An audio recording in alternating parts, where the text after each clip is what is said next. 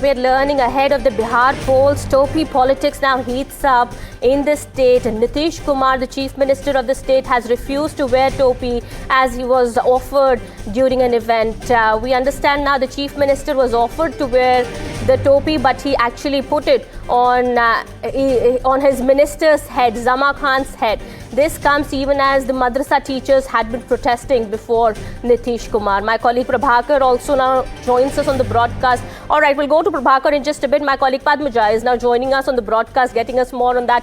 Padmaja, what more do we know? What happened there? Well, actually, this was the celebration of the Madrasa board completing 100 years. And on that occasion, first there was a bit of a red-faced moment for Nitish Kumar when there were some madrasa teachers who started a protest. They said that they haven't been given their salaries for quite some time.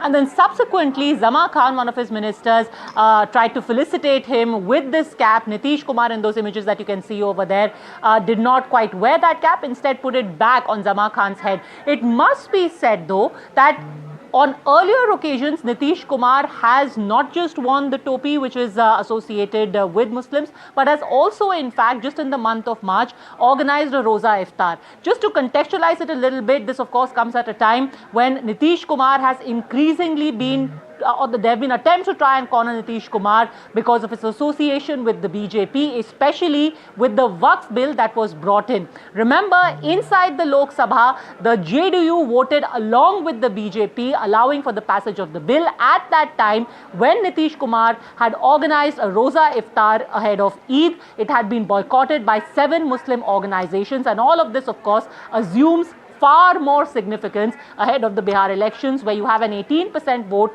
of Muslims, which has an effect on about 45 to 47 seats across the state. Back to you, Kitty. All right, this is the big breaking news now coming in at the moment. At the same time, we understand PK also had warned, saying that beware of Yogi. That is the warning that's been given. Padmaja. That was a very interesting comment that had been made by Prashant Kishore. Now remember, he is supposed to be the jack in the box in this particular election, because if there is an anti-incumbency vote, is Prashant Kishore going to benefit from it? That is the million-dollar question. And is also the vote that the RJD and Congress don't manage to get from Muslims going to gravitate in the direction of Prashant Kishore? Let me quickly tell you what was it that Prashant Kishore said. But before that, Mrityunjay Tiwari of the RJD is here with us on the phone line. Mrityunjay ji, आज नीतीश जी को टोपी पहनाने के लिए एक कोशिश की गई थी. जमा खान साहब ने मंच पर उनको टोपी पहनाने की कोशिश की, पर जो अब तस्वीरें आ रही हैं, उन्होंने वापस उन्हीं को टोपी पहना दी. क्या अब ये आने वाले दिनों की राजनीति पर ये टोपी पॉलिटिक्स दोबारा शुरू हो जाएगी? देखिए, आदरणीय नीतीश कुमार जी सार्वजनिक मंचों से इस तरह का आचरण, इस तरह का व्यवहार कई महीनों से कर रहे हैं. इसलिए नेता विरोधी दल श्री तेजस्वी यादव जी कहते हैं कि आदरणीय नीतीश जी बिल्कुल अचेत हैं. ये सरकार कौन चला रहा, कैसे चला रहा, ये सबको पता है. अब आदरणीय मुख्यमंत्री जी ने अभी मां सीता की मंदिर का शिलान्यास हो रहा था, केंद्रीय गृह मंत्री अमित शाह जी के सामने ही टीका लगाने से मना कर दिया था. आज टोपी पहनने से मना कर दिया. कभी आदरणीय नीतीश कुमार जी कहते थे टीका भी लगाना होगा, टोपी भी पहनना होगा. अब तो इतना दबाव में हैं. अब किसके दबाव में हैं? न टोपी पहन रहे हैं, न टीका लगा रहे हैं. पर ये थोड़ा सा आप उनके ऊपर बहुत हार्श नहीं हो रहे हैं? क्योंकि अभी तो उन्होंने रोजा इफ्तारी भी रखी थी, वो लगातार टोपी तो पहनते ही हैं. अब ये कह देना कि वो टोपी पहनने से परहेज कर रहे हैं, ये तो सही नहीं रहेगा. तो हम बता रहे हैं, आज के मंच पर आपने जो खबर अभी हमसे फोनो जिस इशू पर लिया है, आप भला बताइए कि इस तरह का आचरण, टोपी उनके कैबिनेट के मंत्री उनको पहना रहे हैं.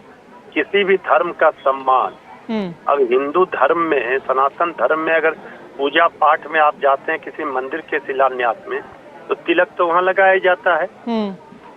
अल्पसंख्यकों के मदरसों के इसमें कार्यक्रम में गए हैं और वहाँ अगर उनको टोपी से नवाजा जा रहा है, पहनाया जा रहा है, तो ये सम्मान की बात है. देखिए, तो अपमान किया ना धर्म का.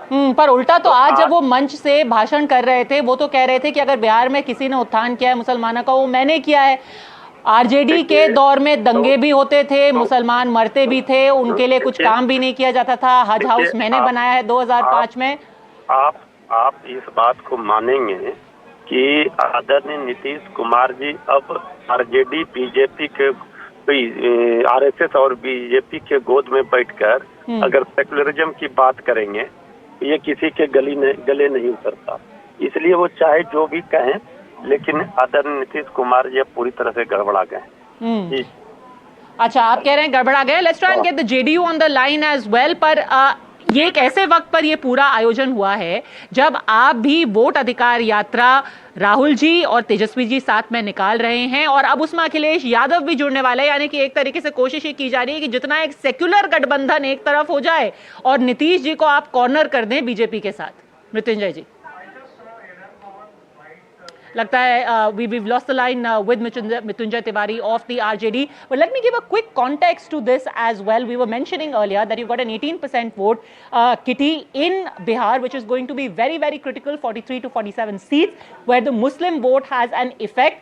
And more importantly, we are bang in the middle of the Vote Adhikar Yatra, which is passing right through Bihar and in several areas which are a stronghold of the Congress and the RJD, and which have a sizable population of Muslims as well, including the very critical Simanchal area. Look at where it started. It started in Sasaram. It is going through all the areas of Katihar, Purnia, and it's finally going to end in Patna. Of course, the larger message is of vote chori that the Mahagathbandhan wants to convey.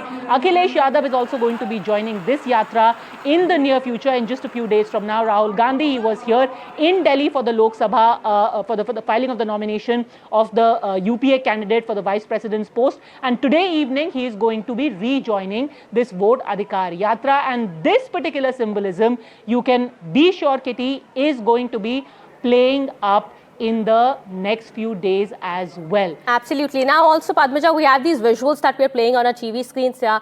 What happened during that event when Nitish Kumar was given this topi, but he refused to wear that, of course, gave it to one of his ministers there to wear it instead. But as we've been talking about it, the Muslim vote, the minority vote in Bihar, Padmaja, what happened here in this event, Nitish Kumar refusing to wear this topi, how is this likely to have an impact on his party's prospects? Let's ask Dr. Nihora Prasad Yadav of the JDU. He's in fact joining us live. Dr. Yadav, इल्जाम ये लगाया जा रहा है कि ये तो अपमान है। अगर टोपी दी गई थी, एक वक्त में नीतीश जी ही कहते थे कि तिलक भी लगाना पड़ेगा, टोपी भी पहननी पड़ेगी, आज मंच से मना क्यों कर दिया, क्या हुआ? नहीं, सही सूचना आप लोगों को नहीं है।